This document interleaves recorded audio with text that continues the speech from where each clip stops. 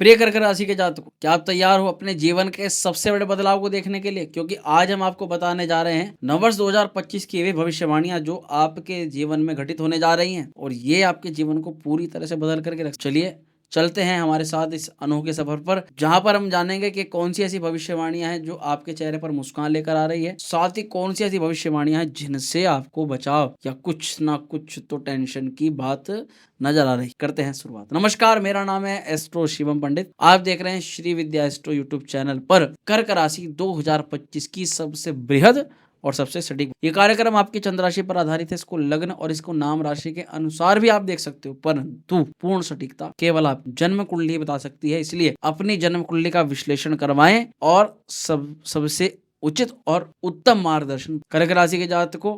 चलिए करते हैं शुरुआत। सबसे पहले आपको समझना होगा आपकी राशि के चार्ट को, जो आप देख पा रहे हो अपनी वीडियो के अंदर। कर्क राशि के लिए 2025 की जितनी भी भविष्यवाणियां हैं वो इसी चार्ट के अनुसार। देखो, आप देख पा रहे हो इस वर्ष में बृहस्पति, राहु, केतु और शनिदेव, इन सभी ग्रहों का परिवर्तन हो रहा है अलग अलग तारीख। सबसे ज्यादा जरूरी है कर्क राशि के लिए मुख्यतः कुछ भविष्यवाणियां, जिनमें से आपका करियर भी है, आपकी पढ़ाई लिखाई भी है, यानी स्टडी भी है, आपका पेशेवर व्यक्तिगत जीवन भी है, आपकी शादी प्रेम लव लाइफ भी है, और आपका भाग्य करियर बिजनेस सारी चीज। और सबसे उत्तम बात क्या है, सबसे ज्यादा उत्तम, सबसे ज्यादा अच्छी बात क्या है, चलो उस पर पहली भविष्यवाणी इस पर चर्चा करते हैं। सबसे उत्तम बात यह है कि कर्क राशि के जातकों, अब आपको रोना नहीं, अब आप सिर पकड़ करके नहीं, अब आपके दिमाग में जो तूफान, जो परेशानी का बवंडर चल रहा था वो भी शांत होने जा रहा है। क्योंकि शनि की ढैया इस वर्ष में लगभग 30 मार्च को पूरी तरह आपके जीवन से निकल। आपके जीवन से शनि की ढैया जब खत्म होगी तो आपके जीवन में एक सुकून, एक शांति, जैसे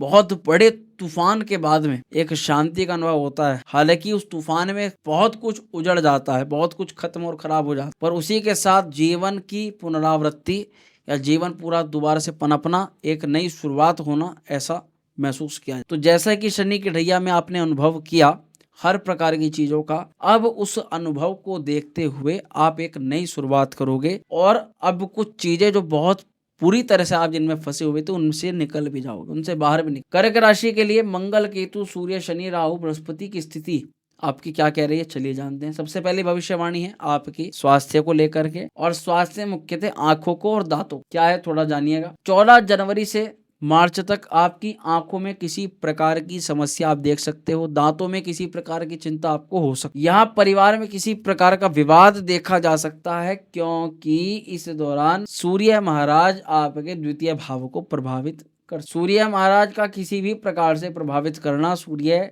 का कुंभ राशि में आकर के धन भाव को देखना, ये चीजें थोड़ी सी आपके, मुझे लगती है कि आपको सावधानी रख। और एक अच्छी बात है मार्च 2025 की, वो यह है कि जिन कार्यों में आप देरी देख रहे हो या उन कार्यों में आप देख रहे हो कि काम पेंडिंग हो रहे हैं, वे मार्च के बाद में गति प्रारंभ कर देंगे, वो मार्च के बाद गति पकड़ लेंगे, और ये अवस्था आपके कार्यों में आपकी रुचि को बढ़ा देगी और भी ज्यादा। ऐसे काम में आपकी रुचि ज्यादा खिंचेगी जिन कामों को आप छोड़ चुके हो, जिन कामों पर आपका ध्यान नहीं। आपको महसूस होगा कि कहीं ना कहीं यार वही काम अच्छे थे, वही काम बढ़िया थे, अब बहुत कुछ बिगड़ रहा है, बहुत कुछ तनाव हाथ में आ रहा है, तो एक डिसैटिस्फैक्शन आपका खत्म होगा और आप कहीं ना कहीं अपने सामान्य कामों को ज्यादा प्रिफर करते हुए नजर। एक भविष्यवाणी और भी बहुत महत्वपूर्ण है, वो कि शनि की ढैया का समाप्त होना। मार्च 2025 में शनिदेव की ढैया पूरी तरह से समाप्त हो रही है, तो ये आपके कार्यों में रुचि को बढ़ाएगी, पेंडिंग पड़े हुए कामों को आपके पूरा कराएगी, कार्यों में प्रोग्रेस, प्रगति आएगी। सबसे बड़ी संभावना क्या है कि जो पुरानी दिक्कतें आपको लंबे लंबे समय से लगी हैं, जैसे कि कोई रोग लग गया, कोई कोर्ट कचहरी मुकदमे में फंस गए,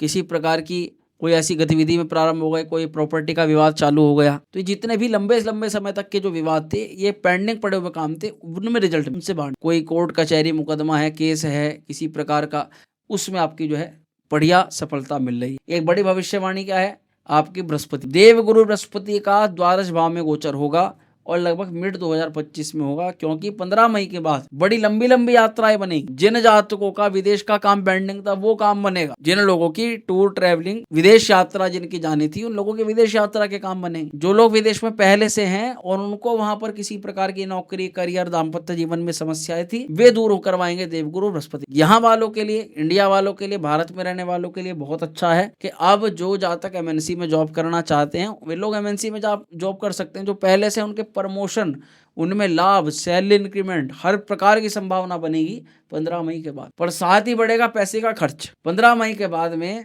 आप यात्रा करोगे और फंड लगाओगे और आपके फंड में आपके साथ साथ धन खर्च भी अच्छा खासा होगा। पर परेशान मत होना, क्योंकि धन की व्यवस्था पहले से हो जाएगी। धन के लिए कोई चिंता करने वाली आवश्यकता नहीं है, क्योंकि शनिदेव भी भाग्य स्थान पर आकर के लाभ को देखेंगे। शनि की दृष्टि भी लाभ को प्रभावित करेगी। तो सबसे ज्यादा अच्छा आपके लिए यही है कि आपका यहाँ पर रुका हुआ अटका हुआ काम पूरा हो रहा। अब आपको अगली भविष्यवाणी बताता हूँ, राहु महाराज से जुड़ी हुई। राहु देव आपकी राशि से नवम भाव में आ जाएंगे। राहु महाराज नवम भाव में चल रहे हैं, नवम से अष्टम में आएंगे।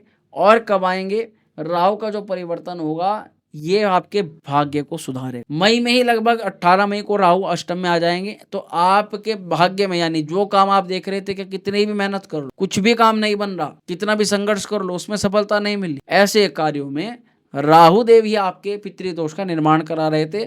और जिन लोगों का बताना चाहता हूं लास्ट मोमेंट पर जाकर के काम फाइनल होते होते खराब हो रहा था, उन लोगों के कार्यों में भी सुधार बनना प्रारंभ हो जाएगा, क्योंकि राहु भाग्य पर ग्रहण हटाने वाले हैं। तो 18 मई के बाद भाग्य बढ़ेगा। आप इन्वेस्टमेंट भी कर सकते हैं, आप किसी कार्य की शुरुआत भी कर सकते हैं, आप व्यापार में भी हाथ डाल सकते हैं।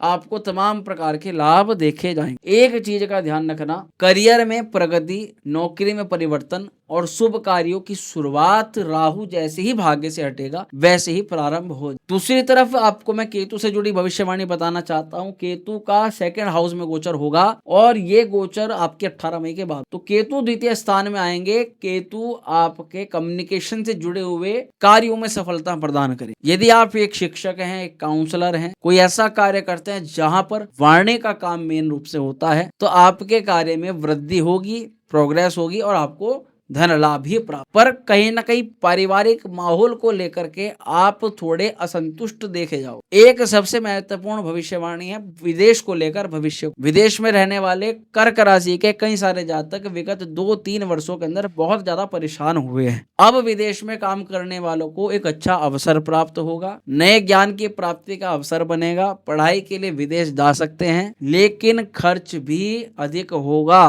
पीआर या स्थायी निवास का जो प्रश्न आपके मन में था वो अब पूर्ण होता हुआ नजर आ रहा है। अगर मैं कोई उपाय आपको बताऊं तो एक उपाय आपके लिए बहुत अच्छा रहेगा, वो है चंद्रमा का बीज मंत्र। ओम श्राम श्रीम श्रोम सह चंद्रमसे नमः। इस मंत्र का जितना ज्यादा जाप करेंगे उतना आपको इस वर्ष में तरक्की प्राप्त होगी। सूर्य को जल चढ़ाना बिल्कुल नहीं भूलना है आपको, और जितना हो सके हर पूर्णिमा को विष्णु सहस्त्र नाम का पाठ करने से आपके बिगड़ते काम भी बन जाएंगे। तो ये जानकारी थी कर्क राशि वाले सभी जातकों की। वीडियो कैसी लगी कमेंट करके जरूर बताइएगा। पसंद आई हो तो लाइक करिएगा, शेयर करिएगा। बने रहेगा हमारे साथ। बहुत शीघ्र मिलते हैं अगली वीडियो में। हर हर